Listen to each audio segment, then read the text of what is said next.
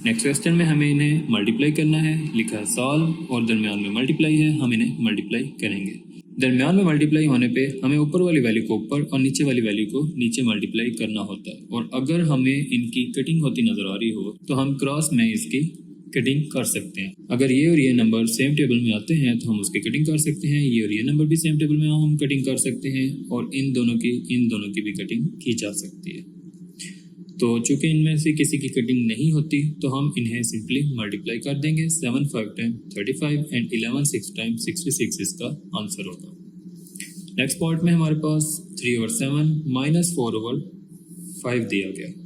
Multiply करते हुए sign इस तरह से देखे जाते हैं, प्लस और प्लस अगर हो तो हमारे पास उससे प्लस ही आएगा, और माइनस हो तो उससे भी हमारे पास प्लस आता है। और अगर हमारे पास एक साइन प्लस का और एक माइनस का हो तो हमें माइनस मिलेगा, और ऐसे ही अगर ये माइनस और ये प्लस हो तो भी हमें माइनस मिलेगा। मतलब कि plus plus plus minus minus plus, plus minus minus minus plus minus. अब ये प्लस और ये माइनस है, डिफरेंट साइन है, प्लस माइनस माइनस आ जाएगा। 3 4 टाइम 12, 7 5 टाइम 35 इसका आंसर। नेक्स्ट पार्ट में माइनस 2 ओवर 9 एंड 5 ओवर 12 आ जाएगा। इस पार्ट में इन दो नंबर्स की कटिंग हो सकती है और इनकी हम क्रॉस में कटिंग कर सकते हैं। एक नंबर ऊपर और एक नंबर नीचे हो और वो सेम टेबल में आते हो तो हम उसकी कटिंग कर सकते हैं। ये भी 2 के टेबल में आता है, ये भी 2 के टेबल में आता है, हम इन दोनों की 2 से कटिंग कर सकते हैं। तो हम यहाँ पर इसकी कटिंग करेंगे। 2 1 टाइम 2, 2 6 टाइम 12, और उसके बाद आंसर्स को मल्टीप्लाई कर लें। 1 5 टाइम 5 एंड 9 6 टाइम 54। माइनस इधर से plus minus plus minus, minus 5 over 14 इसका आंसर होगा। इन दोनों में किसी की कटिंग नहीं होती, हमें इन्हें सिर्फ मल्टीप्लाई करना है। तो minus minus plus 3 5 time 15 and 14 7 time 98 आता है। Minus 7 over 6 and minus 18, minus minus plus आ जाएगा, और इन दोनों की कटिंग भी होती है। 6 1 टाइम 6, 3 टाइम 18, तो 7 3 टाइम 21, तो प्लस 21 इसका आंसर। इस क्वेश्चन में भी कटिंग की जा सकती है। 13 और 26 13 के टेबल में आते हैं, 5 और 25 5 के टेबल में आते हैं। 5 1 time 5, 5 5 time 25, 13 1 time 13 and 13 2 time 26, इनकी कटिंग की जा सकती है। उसके बाद 1 5 टाइम 5 एंड 1 2 टाइम 2, जबकि ये माइनस और माइनस प्लस, तो प्लस 5 ओवर 2 इसका आंसर होगा। Minus 5 over 11 and minus 1 whole 7 over 22 को मल्टीप्लाई करना होगा। तो पहले हम इसको फ्रैक्शन में कन्वर्ट करेंगे। 22 को 1 से मल्टीप्लाई करने से 22 आएगा और 7 प्लस करने से 29 आ जाएगा। तो माइनस 29 ओवर 22 एंड 5 ओवर 11। अब इधर ये बात याद रखना बहुत ज़रूरी है कि ये दोनों कटिंग इनकी नहीं की जा सकती। कटिंग हमेशा तब ही करेंगे जब एक वैल्यू ऊपर और एक नीचे लिखी हुई होती है।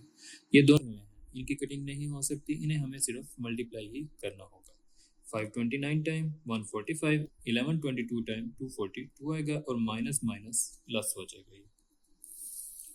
नेक्स्ट पार्ट में हमारे पास दोनों मिक्स फ्रैक्शंस दी गई हैं, उन्हें हम पहले इम्प्रॉपर फ्रैक्शन में कन्वर्ट कर लेंगे। 2 4 time 8 and 1 9 over 2, 4 1 time 4 and 3 7 over 4, और इसका माइनस है, इसका माइनस मिलके प्लस बना देंगे, और फिर 9 7 टाइम 63 एंड 2 4 टाइम 8 आ जाएगा।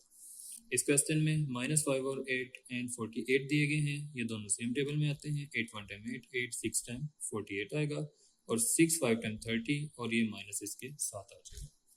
क्वेश्चन नंबर 6, सॉल्व 5 और 6 divided by 7 over 12। In questions के दरमियान में डिवाइड लिखा हुआ है। डिवीजन को हम जब मल्टीप्लाई में कन्वर्ट करते हैं तो इस वाली वैल्यू का रेसिप्रोकल ले लेते हैं। रेसिप्रोकल का मतलब होता है ऊपर वाली वैल्यू नीचे और नीचे वाली वैल्यू ऊपर लिखी जाती है। यानी 7 ओवर 12 को हम 12 ओवर 7 करेंगे जब हम इस डिवाइड को मल्टीप्लाई में कन्वर्ट करेंगे। तो ये मल्टीप्लाई आने के बाद ये सेम पिछले क्वेश्चन की तरह हो जाएगा। हमें इनकी कटिंग करनी होगी अगर ऊपर और नीचे वाले वैल्यू सेम टेबल में आती हैं, और अगर वो सेम टेबल में ना आती हो तो हम ऊपर ऊपर और नीचे नीचे मल्टीप्लाई कर लेंगे। 6 1 टाइम 6 एंड 6 2 टाइम 12 आ जाएगा। 5 2 टाइम 10 एंड 1 7 टाइम 7 इसका आंसर। नेक्स्ट पार्ट में हमारे पास minus 7 over 16 and divided by 1 over 8 लिखा हुआ है।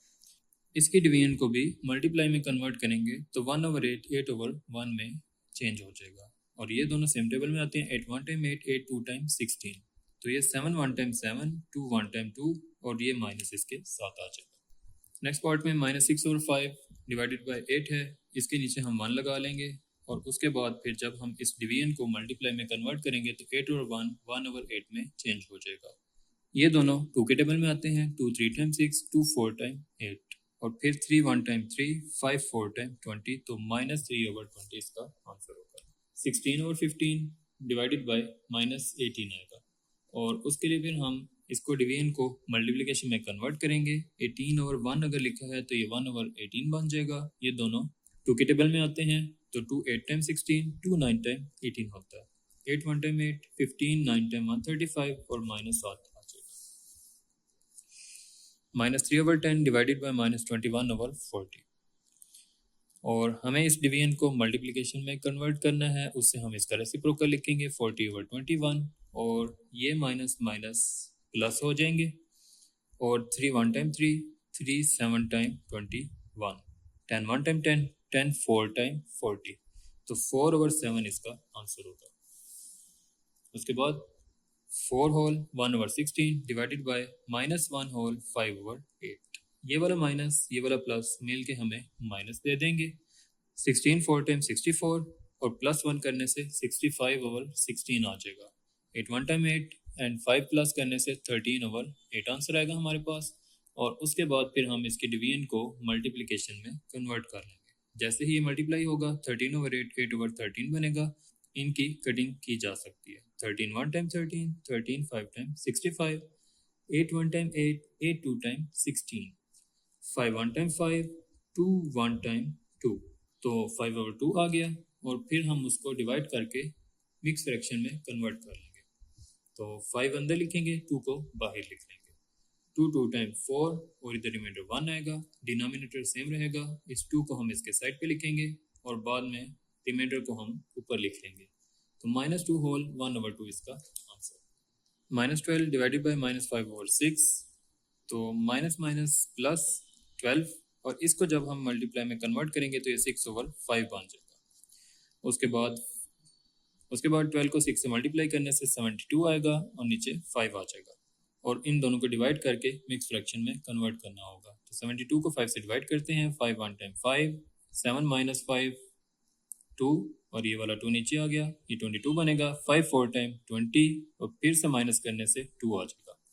डिनोमिनेटर सेम रहेगा और ये नंबर इसके साथ आ जाएगा और रिमाइंडर को हम ऊपर लिख लेंगे। 14 होल 2/5, -1 होल 10/19, इसको हम इम्प्रॉपर फ्रैक्शन में चेंज करेंगे। 19 1 टाइम 19 प्लस 10 करने से 29/19 आएगा। डिवीजन को मल्टीप्लाई में कन्वर्ट करने से 58/5 आ जाएगा।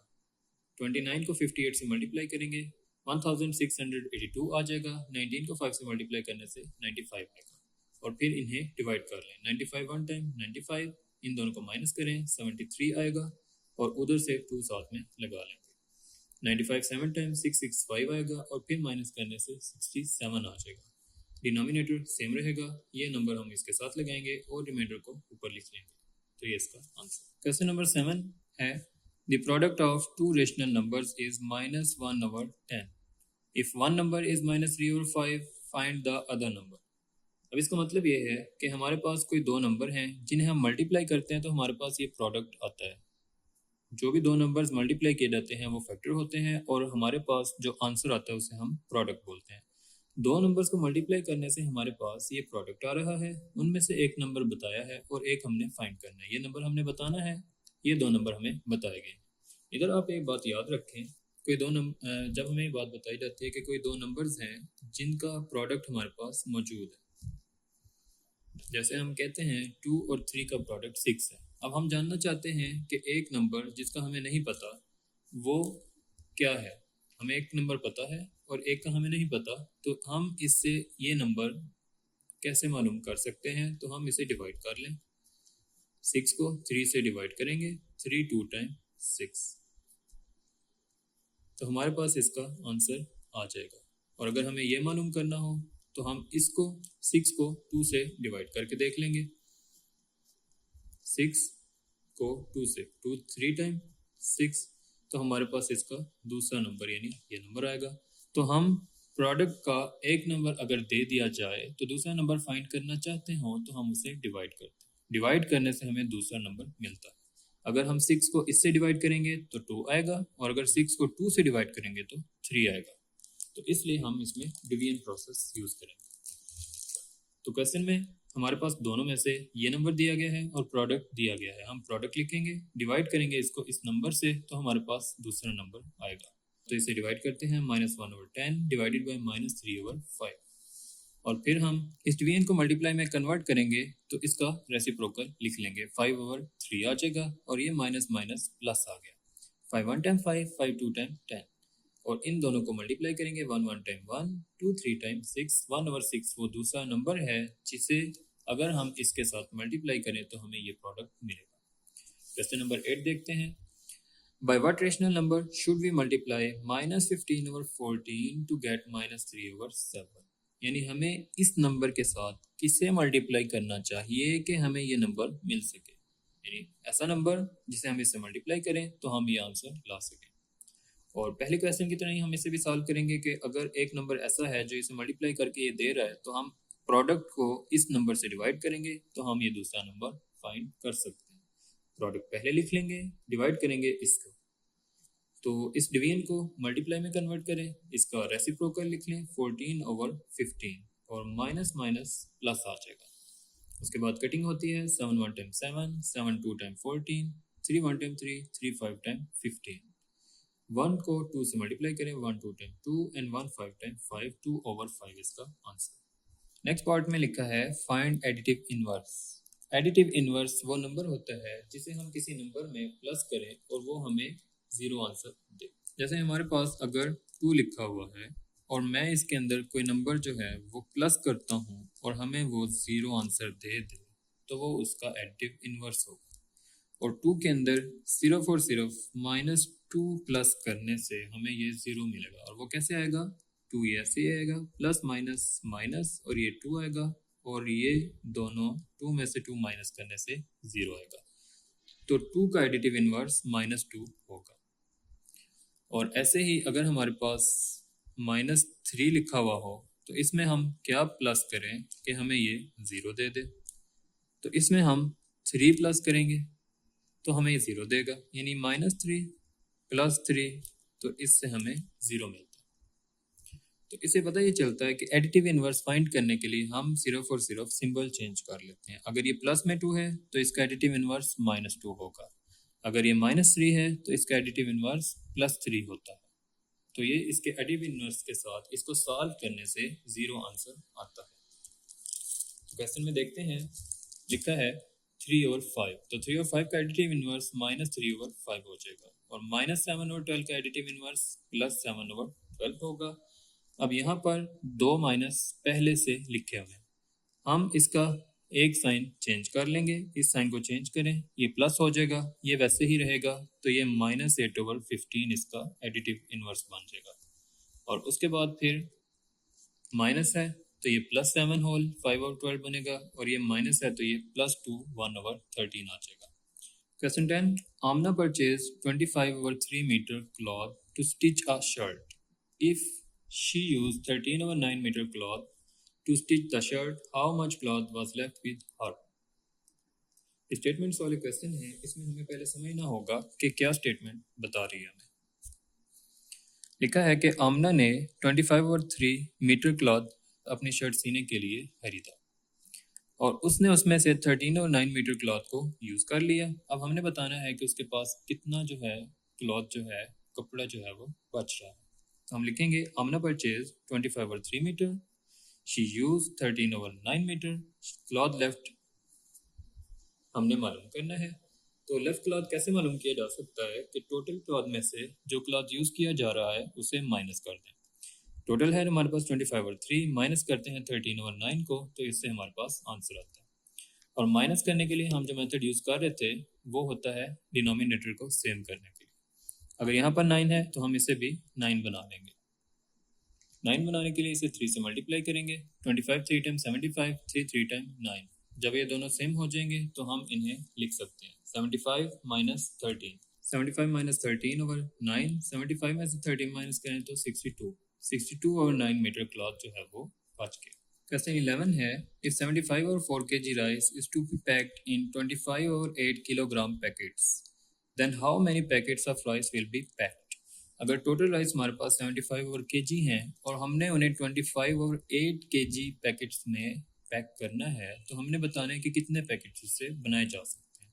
तो हम लिख लेंगे टोटल राइस 75/4 kg और हर पैकेट में जो वेट हम डालने वाले हैं वो 25/8 kg पर पैक बन रहा है। तो नंबर ऑफ पैकेट्स कैसे आएंगे कि अगर हम इसे टोटल को एक पैकेट के वेट से डिवाइड करें तो हमारे पास इसका आंसर आ जाएगा 75/4 डिवाइडेड बाई 25/8। इसको जब मल्टीप्लाई में कन्वर्ट करेंगे ये 8/25 बनेगा। 4 1 time 4, 4 2 time 8, 25 1 time 25, 3 time 75, 3 2 time 6 packets total इससे बनेंगे।